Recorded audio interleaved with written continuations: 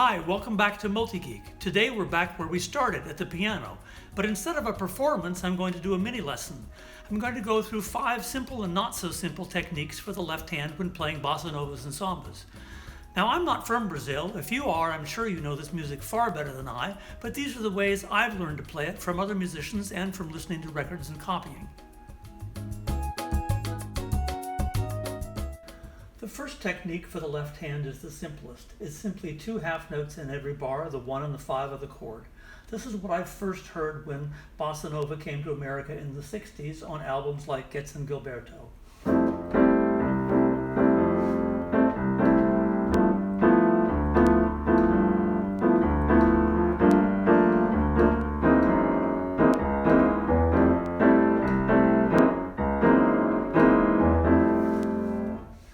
The second technique just adds a pickup to the 5 of the chord, 1 and 5, 1 and 5.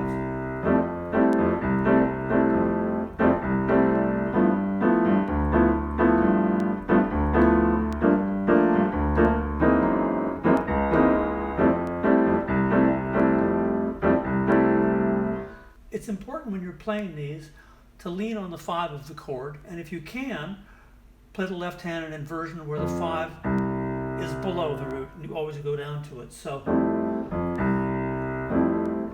little accent there.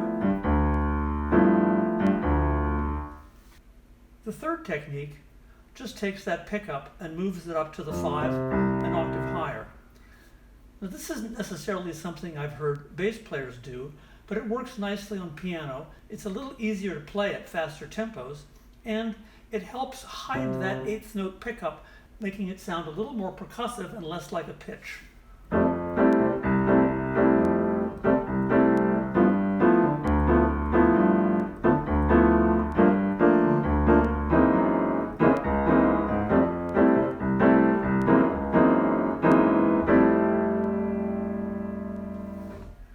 Now the next technique just adds another pickup note.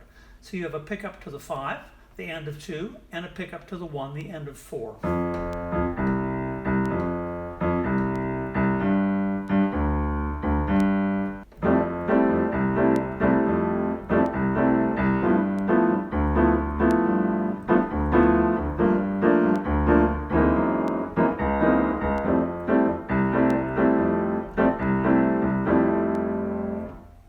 Our next technique is not one we use very often, but it's handy when you need to amp up the groove just a little bit. In this technique, we keep playing 1 and 5 down here in half notes, but the 8th note pickup we played here with the 5th up an octave, we play out on every 8th note, the end of 1, the end of 2, the end of 3, the end of 4. As I said, we don't use this very often, but it's handy sometimes on piano. I'll show it to you in the same chords we were just doing a little bit.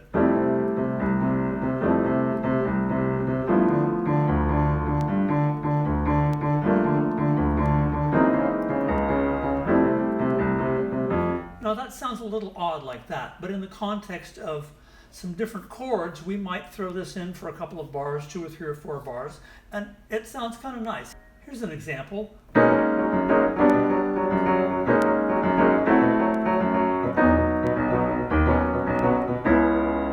You can see how in the right place, this can add a little bit of extra heat to the groove.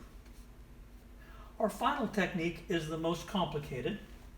It's the hardest to learn. I first started hearing this on records, I don't know, maybe 20 years ago. And in the beginning, I didn't quite know what it was. Eventually, I figured it out, and then it took me a lot longer to learn it. This is rhythmically the same as, but it introduces a couple of new concepts. First of all, the whole time we've really been playing one function in the left hand. We've been playing a bass part. But now what we're going to do is we're going to split the hand and essentially function as 2 things at the same time. The bottom part of the hand is going to play bass, and the top part of the hand is going to play guitar, because these first 2 fingers are going to start to take over some chordal function. So I'm going to move this from F up to D major and show it to you. So if this plays 1, 5, 1, 5 in half notes, up here, instead of playing the 5 of the chord, we're going to play the 3 and the 7. So on a D major 7, we start out like this. And just as we had down here, up here, these play every eighth note. So we have, and we have at the same time.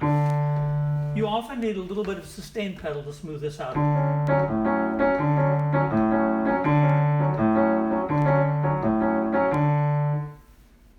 This can be used on Bossa Novas, Sambas, basically wherever it feels right to plug it in and as fast as you can learn to play it.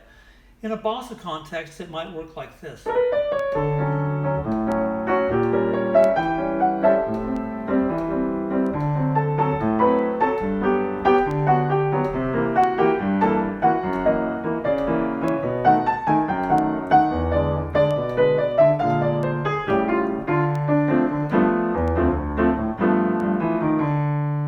In a samba context, maybe more like this. Now, very often we play songs that were not originally bossa novas or sambas in that style, often American standards. Take a song like Cole Porter's I Concentrate on You, for instance, which originally was like this.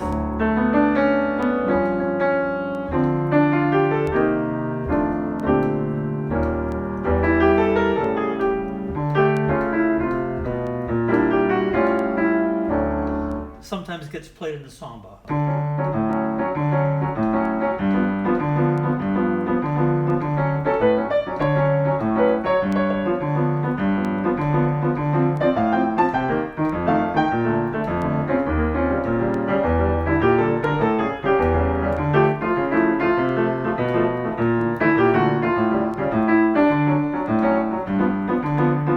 You can see how this would come in very handy. It's a bit tricky to learn, but it's a great thing to have in your toolkit.